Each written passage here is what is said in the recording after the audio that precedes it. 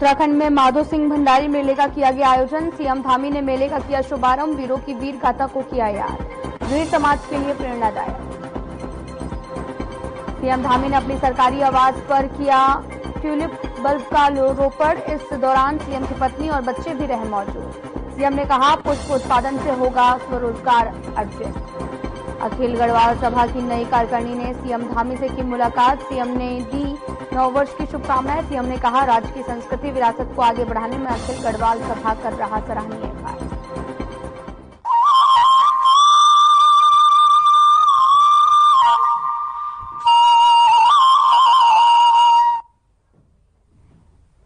नमस्कार, मैं हूं आपके साथ अंकिता पाल। बुलेटिन की शुरुआत करते हैं। आगामी 38वें राष्ट्रीय खेलों में चाहे खिलाड़ियों को दिए जाने वाले मेडल हों या फिर ट्रॉफी या फिर स्टेशनरी, हर चीज ई वेस्ट से तैयार कर ली गई है। खेल मंत्री रेखा आर्या ने इन सभी चीजों का निरीक्षण किया है और कुछ चीजों में सुधार के भी निर्देश जारी किए हैं।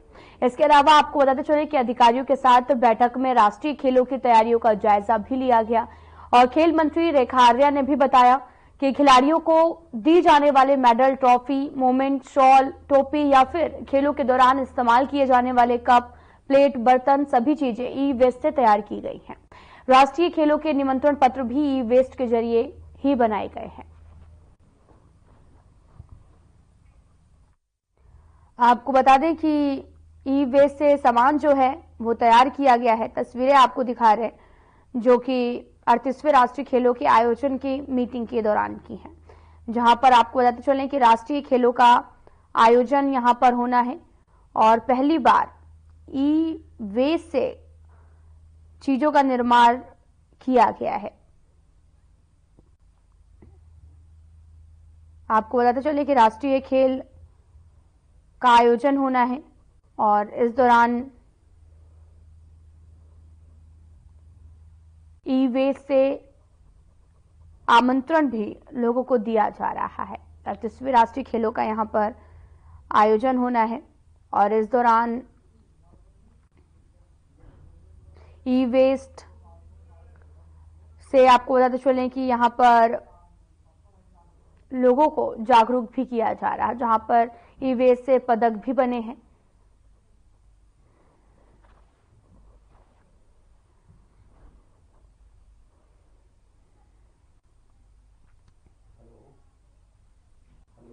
खबर देहरादून से है, जहां पर बीजेपी ने प्रदेश में सभी नगर निगम, नगर पालिका और नगर पंचायतों में चुनाव संचालन के लिए समन्वयक नियुक्त कर दिए हैं। प्रदेश महामंत्री आदित्य कोठारी ने इस बारे में जानकारी भी दी है और बताया कि प्रदेश अध्यक्ष महेंद्र भट्ट के निर्देश पर यह नियुक्ति की गई है। आपको बताते चले कि नगर निकाय चुनाव होने वाले हैं और जिसको लेकर तैयारियां भी सभी पार्टियों की ओर से जारी हैं और वहीं बीजेपी ने भी समन्वयक की भी नियुक्ति कर दी है और यहां पर नियुक्ति बीजेपी की तरफ से की गई है। नगर निकाय चुनाव को लेकर सभी पार्टियां अपनी अपनी जीत का दावा कर रही और लगातार जनता के बीच में भी पहुंच रही हैं। आपको बताते चलें कि नगर निकाय चुनाव होने हैं, जिसको लेकर प्रदेश महामंत्री ने भी जानकारी दी। प्रदेश में नामांकन वापसी भी जो है वो भी पूरी होने के बाद में सभी निकायों के प्रत्याशियों की अंतिम सूची भी जारी कर दी गई है। प्रत्याशियों को चुनाव चिन्ह आवंटित भी किए जाएंगे। तो वहीं राज्य निर्वाचन आयोग के चुनाव कार्यक्रम के तहत सुबह 10 बजे से निकायों में नामांकन वापसी की प्रक्रिया शुरू हो गई थी। शाम 4 बजे तक सभी निकायों में नाम वापसी का मौका दिया गया और बाद में चुनावी मैदान में अंतिम प्रत्याशियों के नामों पर मुहर लगी है। नगर पालिका परिषद नगला से विक्रम सिंह मोहड़ी निर्दलीय प्रत्याशी के रूप में चुनाव मैदान में उतरे हैं। मोहड़ी ने भी अपने चुनाव कार्यालय में मीडिया से बातचीत की। इस दौरान उन्होंने कहा कि किच्छा के पूर्व बीजेपी विधायक राजेश शुक्ला बाहुबल और धनबल के सहारे उन्हें चुनाव मैदान से हटाना चाहते हैं। उन्होंने कहा कि उन्हें और उनके समर्थकों को लगातार डरा धमकाकर चुनाव से हटाने का प्रयास किया जा रहा है। स्थानीय जनता की मांग है और समर्थन को देखते हुए हर हाल में पूरी मजबूती से चुनाव लड़ेंगे। मोहड़ी ने एसएसपी को पत्र लिखकर उन्हें सुरक्षा देने की भी मांग की है। घर से गए और उसके बाद में उनके घर पर पहुंचे। इन्होंने उनकी माताजी को उन पर दबाव बनाकर उन पर उनकी माताजी को दबाव बनाया और इन्होंने फिर झूठी रिपोर्ट लिखवाने का प्रयास किया कि उनका अपहरण कर लिया गया उनके रिश्तेदार के द्वारा। और प्रशासन के ऊपर भी उन्होंने इतना दबाव बनाया कि प्रशासन को उस पर कार्रवाई करनी पड़ी और जो उनके रिश्तेदार थे उनके घर पुलिस गई। जब उसके बाद जो हमारे जो प्रस्तावक थे जब वो शाम को वो पहुंचे और उन्होंने वापस सारी स्थिति स्पष्ट करी, तब जाके ये बात क्लियर हुई कि हाँ। देहरादून के रायपुर क्षेत्र में अवैध रूप से चलाए जा रहे गैस गोदाम का प्रशासन ने बड़ी कार्रवाई की है। प्रशासन ने गैस गोदाम को सीज कर दिया है और सीज समाप्त होने के बाद भी सालों से उस समय पर गैस गोदाम चलाया जा रहा था और डीएम की जनसुनवाई कार्यक्रम में गढ़ी कैंट निवासी महिला ने भी उनकी भूमि पर अवैध रूप से गैस गोदाम चलाने और भूमि पर कब्जा करने की शिकायत की थी, जिसके बाद में डीएम ने अवैध गैस गोदाम का लाइसेंस 3 महीने के लिए निलंबित करने का निर्देश भी दिया है।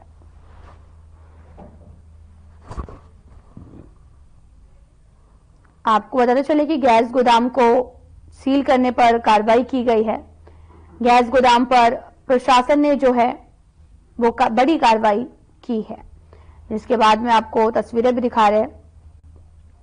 गैस गोदाम पर सीज किया गया है। आपको बताते चले कि गैस गोदाम सीज की कार्रवाई जो है वो की गई है। जनसुनवाई में महिला ने शिकायत की थी और इस दौरान प्रशासन ने बड़ा एक्शन लेते हुए उसे सीज कर दिया है। आपको बताते चले कि वृद्ध महिला की जमीन पर कब्जा कर बड़े स्तर पर संचालित गैस गोदाम को जिलाधिकारी के निर्देश पर सीज किया गया है। लीज खत्म होने के बाद भी गैस गोदाम चल रहा था, जिसके बाद जिलाधिकारी ने अधिकारियों से नाराजगी जताई और 3 दिन में दस्तावेज नहीं किए जाने पर लाइसेंस निरस्त करने के निर्देश दिए और एसडीएम को जांच के आदेश भी दिए गए हैं। दरअसल जिलाधिकारी सविन बंसल के जनसुनवाई कार्यक्रम में गढ़ी कैंट निवासी 95 साल की महिला ने उनकी भूमि पर अवैध रूप से संचालित गैस गोदाम होने पर भूमि पर कब्जा करने की शिकायत की थी। इसमें देखिए मामला ये है कि एक महिला है, वृद्ध महिला, लगभग 80 वर्षीय महिला लीलावती, वो हमारे पास जनता दरबार में एक शिकायत लेकर आई थी कि उनकी जो विधिक भूमि है उस पर किसी व्यक्ति ने एक अवैध रूप से गैस गोदाम बना लिया है। इस पूरे मामले की हमने जांच की और जांच में पाया गया है कि एक व्यक्ति जो है लोकेश उनियाल नाम से, वो एक बिना किसी वैध भूमि स्वामित्व के इस महिला की भूमि पर एक गैस गोदाम चला रहे थे। उसमें हमने अपनी टीम से भी पूरी आख्या ली और उसके बाद जो विस्फोटक नियंत्रक हैं उनके ऑफिस से भी इसमें आख्या ली गई और पूरे मामले की जांच करने पर ये बात की पुष्टि हुई थी और इसीलिए हमने वो गैस गोदाम बंद करा दिया है।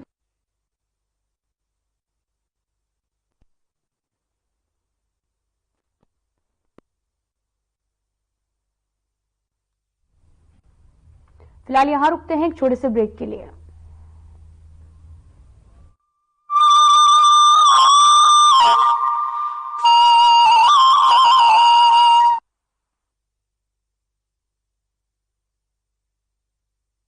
भूमि उत्तराखंड हर वर्ष गर्मियों के महीनों में लाखों 4 धाम यात्रियों और श्रद्धालुओं का स्वागत करती है। सर्दियों में धामों के कपाट बंद हो जाते हैं, लेकिन इस दौरान भी 4 धामों की पूजा अर्चना उनके शीतकालीन प्रवासों में अनवरत की जाती है, जहां बड़ी संख्या में तीर्थयात्री दर्शन के लिए आते हैं।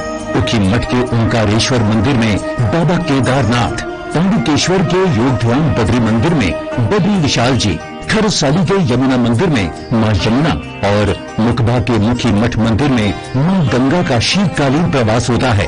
4 धाम के साथ साथ कार्तिक स्वामी, महासु देवता, मां हाट काली, जागेश्वर धाम, नैना देवी, कैची धाम सहित बहुत से धार्मिक पौराणिक महत्व के मंदिर हैं, जहां प्रतिवर्ष लाखों श्रद्धालु हर मौसम में शीश नवाने आते हैं। आइए आप भी इन सर्दियों में उत्तराखंड में आध्यात्म और पर्यटन का आनंद उठाइए।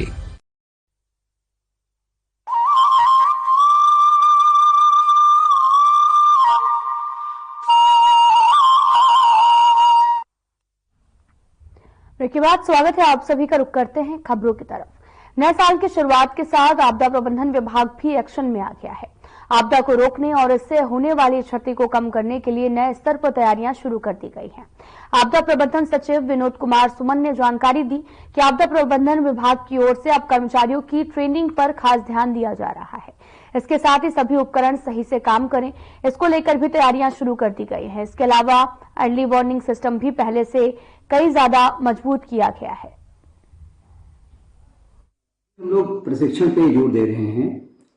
इन हाउस अपने लोगों को प्रशिक्षण प्रदान करने का काम कर रहे हैं। साथ साथ जो हमारे स्टेक होल्डर्स को भी हम प्रशिक्षण का कार्य कर रहे हैं।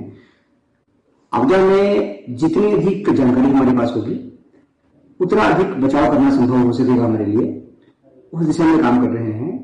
इसके अलावा जहां जहां हमें सेंसर लगाए जाने हैं उसके लिए काम कर रहे हैं। जहां जहां उपकरण हमारे लगे हैं उनको हम देख रेख कर रहे हैं कि उपकरण में कोई खराबी है, कोई गड़बड़ी है, उसको ठीक कर रहे हैं।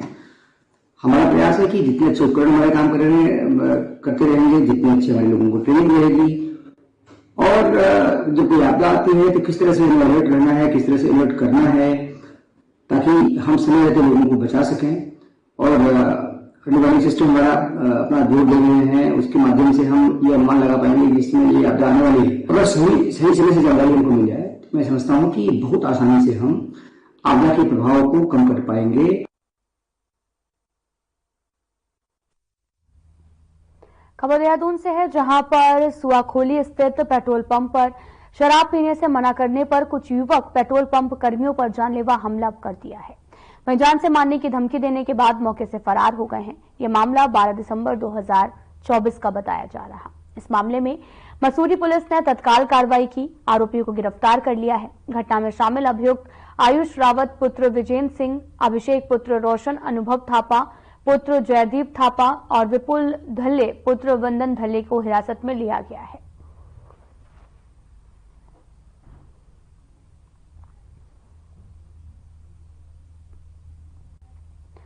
शराब पीने से इनकार किया तो पुलिस ने 4 आरोपियों को यहां पर गिरफ्तार किया है। पूरा मामला देहरादून से सामने आया, जहां पर डीएमडी ने नए स्तर पर, आपको बताते चले कि यहां पेट्रोल पंप कर्मियों पर युवकों का हमला किया था, शराब पीने से इनकार किया था। इस दौरान जमकर मारपीट हो गई थी और वहीं पुलिस ने 4 आरोपियों को भी गिरफ्तार कर लिया है। फिलहाल मामले की जांच पड़ताल जारी है। पूरा मामला देहरादून से सामने आया है।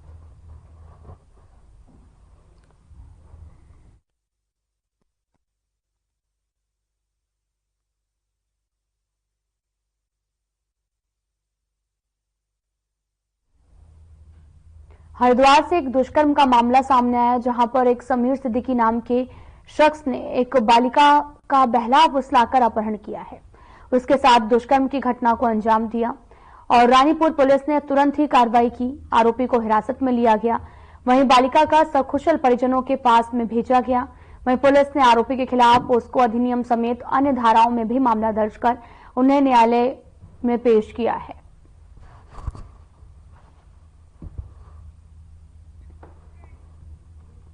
बालिका का अपहरण कर दुष्कर्म की घटना को अंजाम दिया गया। पूरा मामला हरिद्वार से सामने आया, तो वहीं पुलिस ने आरोपी को भी गिरफ्तार किया है। लगातार उससे पूछताछ भी जारी है और मामले की जांच पड़ताल में पुलिस जुटी हुई है। दरअसल आपको बताते चलें कि पुलिस ने आरोपी को गिरफ्तार कर लिया है, पूछताछ जारी है। दरअसल पहले बालिका का अपहरण किया और उसके बाद दुष्कर्म की घटना को अंजाम दिया। इस दौरान पुलिस ने एक आरोपी को गिरफ्तार किया है और मामले की जांच लगातार जारी है।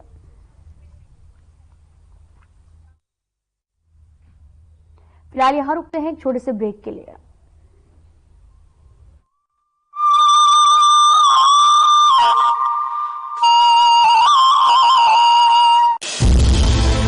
विंटर टूरिज्म का बेहतरीन केंद्र है उत्तराखंड, जहां नजर उठाएं प्राकृतिक सौंदर्य ही पाएं।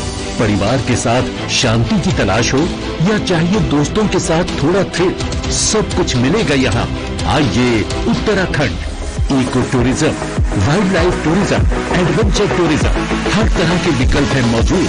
जंगलों में लीजिए ट्रैकिंग का मजा, बर्फ से ढकी वादियों में स्कीइंग का लुत्फ, खूबसूरत रास्तों पर माउंटेन बाइकिंग, खुले आकाश में पैराग्लाइडिंग और रॉक क्लाइंबिंग का अपना है रोमांच। मशहूर टूरिस्ट स्पॉट्स के साथ साथ प्रकृति की गोद में बसे हजारों होम स्टे में मिलता है स्थानीय संस्कृति और पारंपरिक जीवन शैली से रूबरू होने का मौका। उत्तराखंड में हर अनुभव, हर गुजरा पल जिंदगी भर की यादें बन जाता है। आप भी उत्तराखंड में पर्यटन का आनंद उठाइए। आइए उत्तराखंड।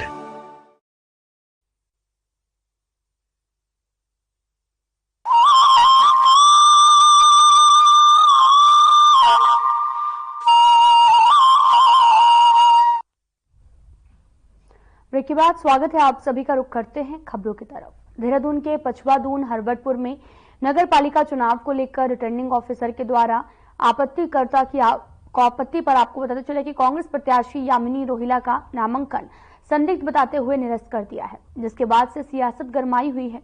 इस मामले को लेकर कांग्रेसियों ने उच्च न्यायालय नैनीताल की शरण ली है और नामांकन रद्द करने के विरुद्ध उच्च न्यायालय में वाद दाखिल किया, जिसमें उच्च न्यायालय नैनीताल ने 7 जनवरी 2025 के दिन मंगलवार की तारीख तक तय की है। वहीं कांग्रेस पार्टी के पूर्व कैबिनेट मंत्री नवप्रभात और पूर्व जिला अध्यक्ष संजय किशोर का कहना है कि उच्च न्यायालय से उन्हें राहत मिलने की पूरी उम्मीद है।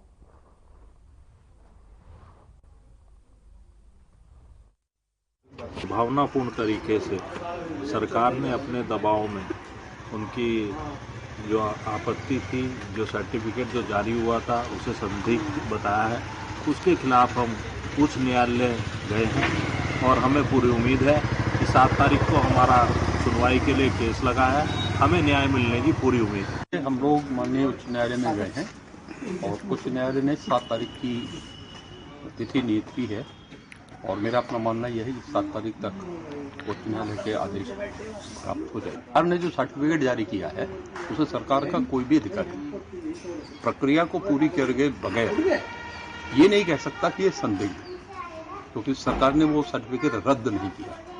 अगर वो रद्द कर दिया जाता तो फिर वो सर्टिफिकेट बेकार हो जाता। तो चुनाव की प्रक्रिया के बीच में उसे संदिग्ध नहीं बताया जा सकता। यही हमने उच्च न्यायालय से के सामने अनुरोध किया।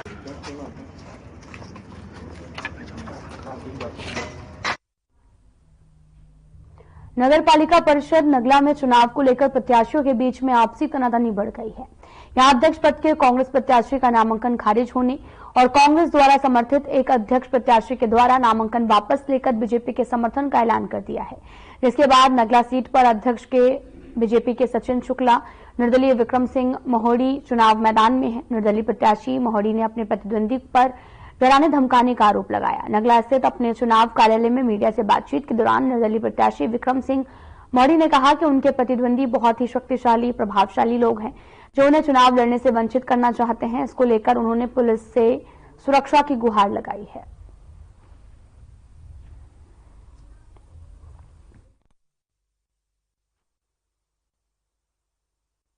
ये नगला नगर पालिका परिषद है, इसका ये प्रथम निकाय चुनाव यहाँ पर अभी होने जा रहा है। 23 तारीख को मतदान होना है, 25 तारीख को यहाँ पर काउंटिंग होगी और 30 तारीख तक यहाँ पर नॉमिनेशन की डेट थी।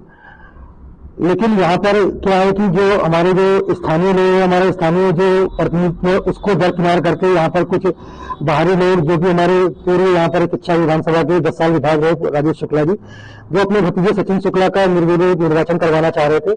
और इसी क्रम में उन्होंने यहाँ पर जो अन्य जो निर्दलीय प्रत्याशी थे, क्योंकि कांग्रेस के जो अधिकृत प्रत्याशी थे श्री हरिओम चौहान जी, तो उनका पर्चा तकनीकी कारणों से खारिज हो गया था।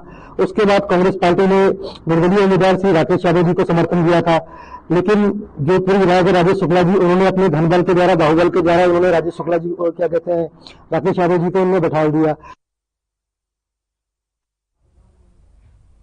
फिलहाल यहाँ रुकते हैं एक छोटे से ब्रेक के लिए।